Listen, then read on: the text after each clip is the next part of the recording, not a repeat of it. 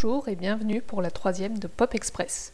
Au programme aujourd'hui, des infos sur de futures adaptations, des bandes annonces et un retour sur l'actualité hollywoodienne. Allez, on démarre comme d'habitude avec l'actu jeux vidéo.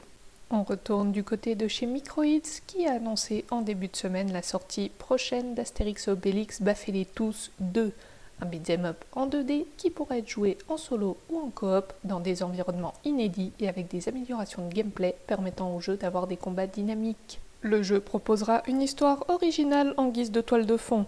L'Aquila de Lutetia, précieux emblème en or des légions romaines, a été volé et Océanonyx a été emprisonné pour ce vol qu'il n'a pas commis. Goudurix, son fils, va alors chercher de l'aide auprès d'Astérix et Obélix, qui décident de se rendre à Lutèce pour obtenir des informations, tout en baffant leurs ennemis pour parvenir à avoir les réponses qu'ils cherchent. Astérix et Obélix Baffez-les tous 2 est prévu pour novembre 2023 sur PS4, PS5, Xbox Series X et S, Xbox One, Nintendo Switch et PC. Le studio Annapurna Interactive a annoncé lors de son showcase le 29 juin leur nouveau projet qui s'intitulera Blade Runner 2033 Labyrinthe. Il s'agira du troisième jeu vidéo tiré de la franchise Blade Runner après deux jeux inspirés du film de Ridley Scott qui étaient sortis respectivement en 85 et 97. Ce nouveau jeu se déroulera entre le film original, dont l'action prenait place en 2019, et Blade Runner 2049, suite sortie au cinéma en 2017. Dans l'univers de Blade Runner, des androïdes appelés réplicants sont des sortes d'esclaves modernes, créés dans le but d'accomplir certaines tâches pénibles ou dangereuses. Les Blade Runners sont des agents spéciaux dont la mission consiste à tuer les réplicants qui ne respecteraient pas la loi. L'histoire de Blade Runner 2033 Labyrinthe tourne autour de cette question. Que fait un Blade Runner quand il n'y a plus de réplicants à traquer? Réponse prochainement. Et maintenant, passons à l'actualité série. Comme l'a rapporté le magazine Variety, une série d'animation tirée du jeu vidéo Among Us est actuellement en préparation chez CBS Studios avec à la tête du projet Owen Dennis, créateur d'Infinity Train. L'histoire de la série se baserait sur le point de départ du jeu.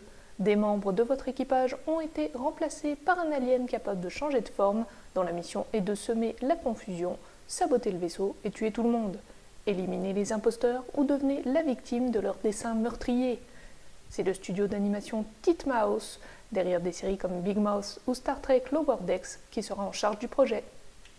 En partenariat avec Prime Video, TF1 a annoncé qu'une série Cat's Eye, en prise de vue réelle tirée du manga de Tsukasa Ojo, allait bientôt voir le jour.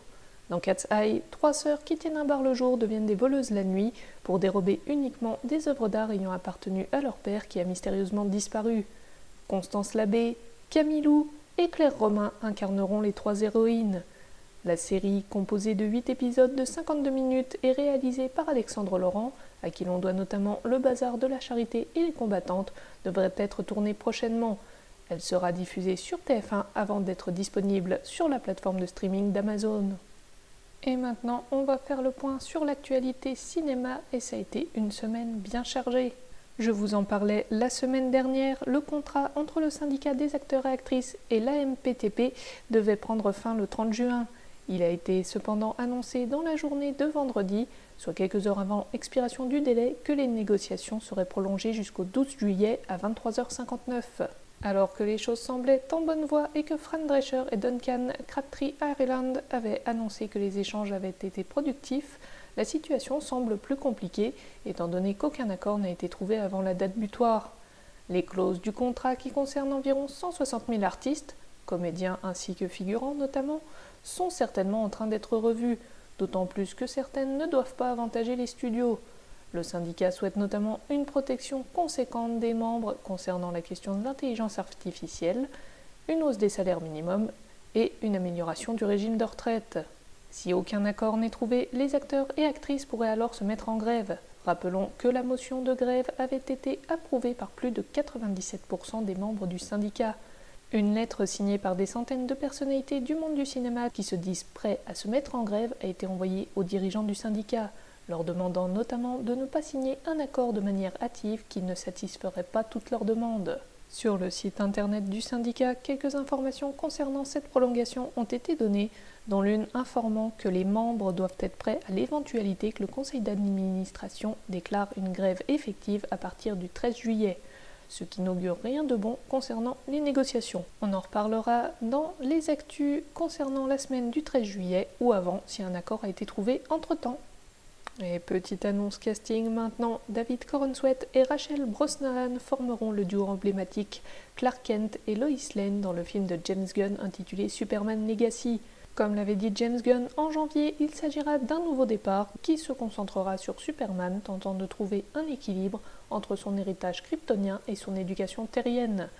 Écrit et réalisé par James Gunn, Superman Legacy est prévu pour sortir le 11 juillet 2025. Toute autre ambiance maintenant, après le teaser, voici une autre bande-annonce pour Five Nights at Freddy's.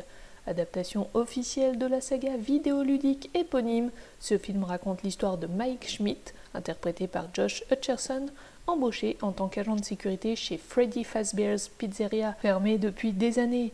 Un job simple, mais seulement en apparence car les mascottes animatroniques de la pizzeria deviennent des créatures sanguinaires la nuit. Produit par Blumhouse et réalisé par Emma Tammi, Five Nights at Freddy's arrivera sur les écrans le 22 novembre. Faisons un petit détour par la case film d'animation. Une partie du casting vocal du nouveau film Ninja Turtles Teenage Years a été révélée. 8 personnalités prêteront ainsi leur voix à plusieurs personnages secondaires.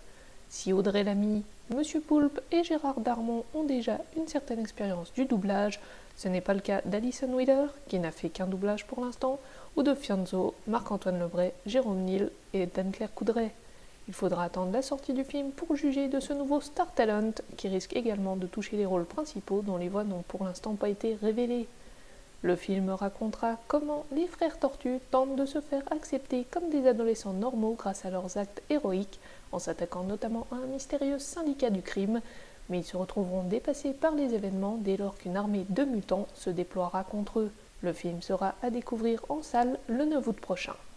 À toutes celles et ceux qui pensent que le cinéma français c'est toujours pareil, je vous invite à aller voir la bande-annonce de Tropique, film présenté hors compétition en début d'année au Festival international du film fantastique de Gérardmer.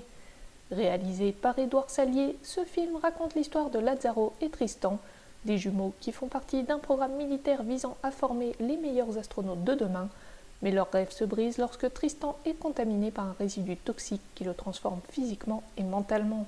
Entre anticipation, science-fiction et drame familial, Tropique est un film hybride qui a le mérite d'être original. Une expérience à tenter en salle dès le 2 août. Quelques informations maintenant concernant quelques futures productions Disney. Le casting de Tron 3 se dévoile un petit peu plus. On sait désormais que Jared Leto sera accompagné de Jodie Turner-Smith, Evan Peters et Greta Lee dans Tron Ares. Troisième volet donc de la saga Tron initiée en 82, qui avait été suivi d'un sequel intitulé Tron Legacy en 2010. Alors que les 2 précédents films se déroulaient principalement au sein même du monde numérique, dans les ordinateurs et leurs programmes, ce troisième opus se concentrera sur l'émergence d'un programme doté d'intelligence et de sensibilité nommé Ares dans le monde des humains. Le tournage devrait commencer à Vancouver en août sous la direction de Joachim Ronning. Côté streaming, Disney+ a dévoilé l'affiche du film Anti-Gang La Relève, réalisé par Benjamin Rocher avec au casting Alban Lenoir, Jean Reno, Stéphie Selma, Sébastien Lalanne, Jean Toussaint Bernard et Omar Dio, ainsi que Cassiopée Mayence et Sophia Essaidi qui sont les nouvelles recrues de ce deuxième opus. 8 ans après le premier volet, cette suite racontera l'histoire de Nils Cartier, interprété par Alban Lenoir, ancienne légende de la brigade anti-gang connue pour ses méthodes musclées et peu conventionnelles, qui a quitté la police à la suite d'une intervention qui a mal tourné et conduit au décès de sa femme.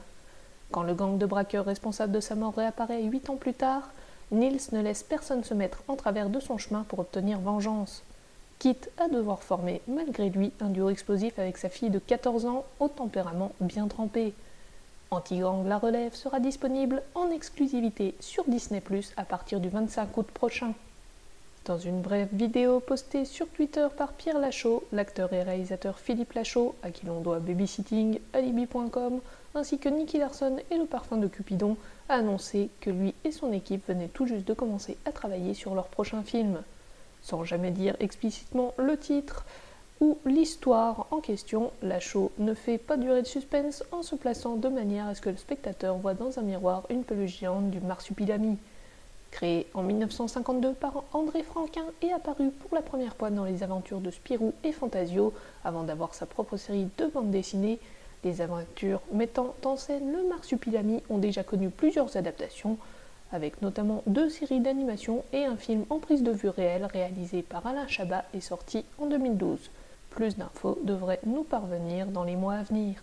Pour finir cette émission, faisons un petit détour par Arrakis.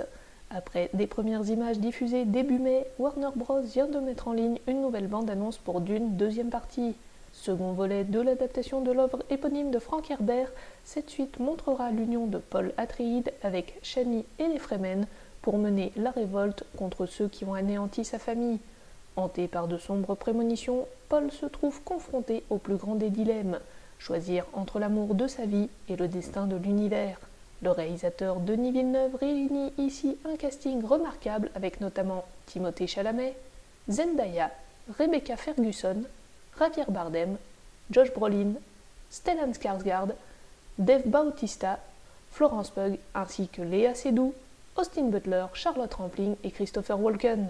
Dune deuxième partie sortira le 1er novembre 2023 au cinéma. Cette 3e édition de Pop Express est désormais terminée. Je vous remercie de l'avoir suivi et on se retrouve la semaine prochaine pour un nouveau récap sur les actus ciné, séries, jeux vidéo. Allez, salut tout le monde et bonne semaine!